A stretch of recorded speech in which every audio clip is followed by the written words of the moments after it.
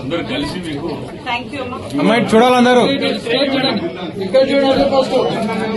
వర్ధిల్లాలి మహిళా నాయకురాల నాయకత్వం, వర్ధిల్లాలి మహిళా నాయకురాల నాయకత్వం. జై తెలంగాణ, జై సామాజిక తెలంగాణ. విజయక్క గారి నాయకత్వం, విజయక్క గారి నాయకత్వం జరగాలి. రాష్ట్రంలోని మహిళలందరికీ విజయక్క నాయకత్వం లోపల న్యాయం జరగాలి. విజయక్క నేతృత్వం లోపల తెలంగాణలోని మహిళలందరికీ న్యాయం. అందరికీ నమస్కారం. నేను మీ రోజు నేత, జాతీయ అధ్యక్షులు, జాతీయ బీసీ రాజ్యాధికార మహిళా సంక్షేమ సంఘం.